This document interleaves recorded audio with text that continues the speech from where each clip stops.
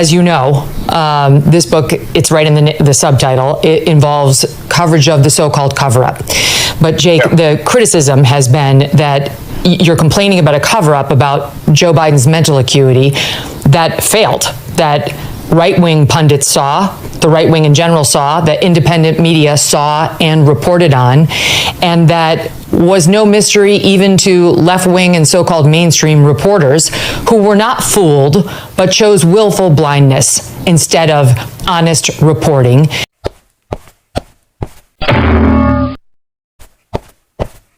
And that you were part of it. How do you respond?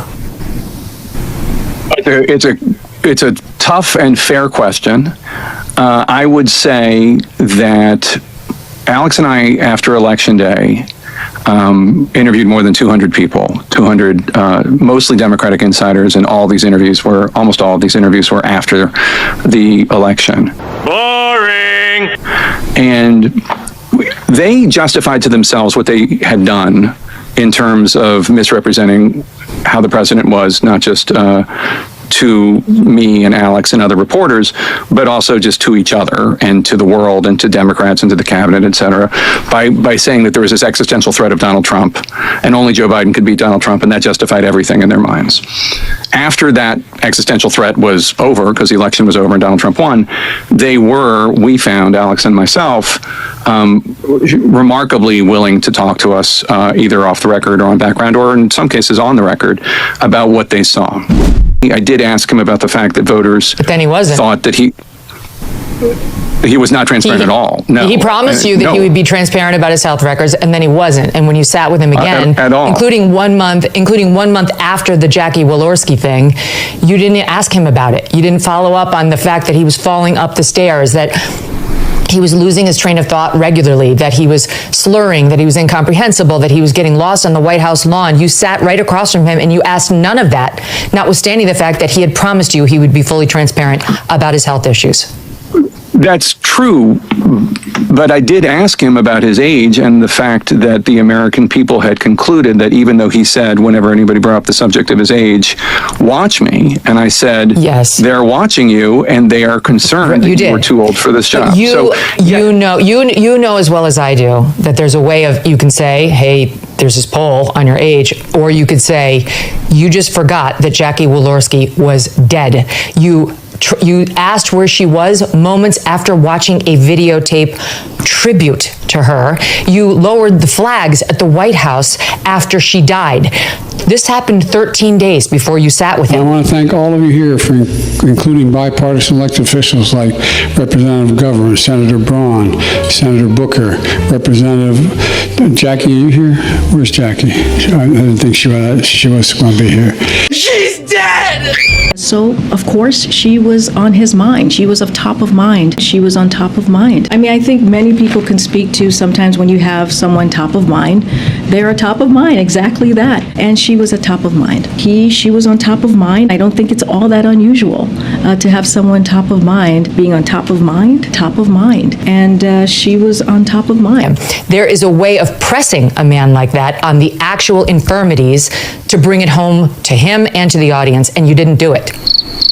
That's correct, I didn't. And like I said, I feel humility about my coverage. I mean, it's not like I was asking him his favorite movie or his favorite color.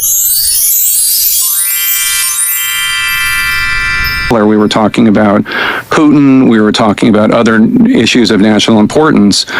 But yeah, I mean, of course, I've said, I look back at my coverage with humility, and I wish I did cover the issues of age and acuity, but I wish I had covered them much more.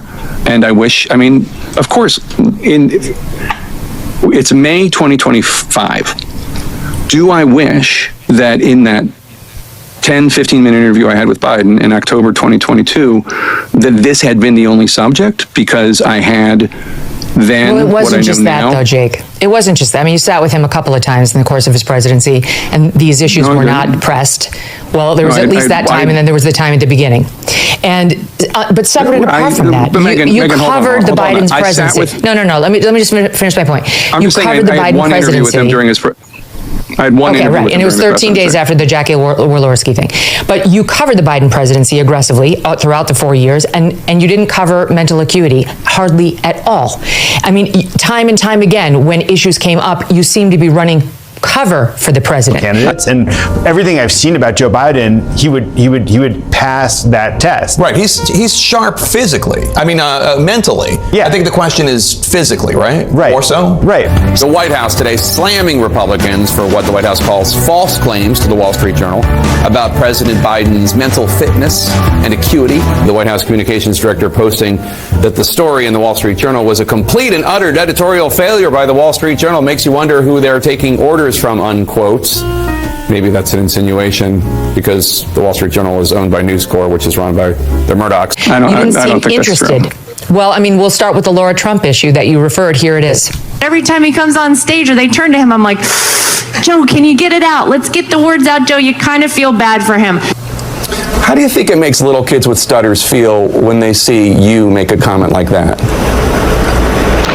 First and foremost, I had no idea that Joe Biden ever suffered from a stutter. I think what we see on stage with Joe Biden, Jake, is very clearly a cognitive decline. Okay. That's what I'm referring to. It makes me uncomfortable You have to no. watch somebody on stage search for This is so amazing. questions It's so amazing to me and try and figure out an answer. A cognitive Well, when decline. you're trying to tell me that what I was suggesting was I think that you stuttering, were mocking his stutter. I had no idea, Joe Biden. Yeah, I think you were mocking his stutter, and I think you have absolutely no standing to diagnose somebody's cognitive decline. You're trying to tell me that what I was suggesting was I think that you were mocking his stutter. Yeah, I think you were mocking his stutter, and I think you have absolutely no standing to diagnose somebody's cognitive decline.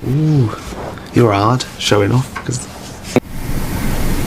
Do you want to apologize to Laura Trump now? I've already apologized to her. I called her months ago. And what did she say? I mean, I don't want to disclose the contents of a private conversation, but I thought the conversation went well. And she has said this publicly, so I feel fine sharing it. She said that she would never mock anybody's stutter. But I mean, after we did the research for this book, and I realized how bad his acuity issues were, I called Laura Trump and I said, you were right.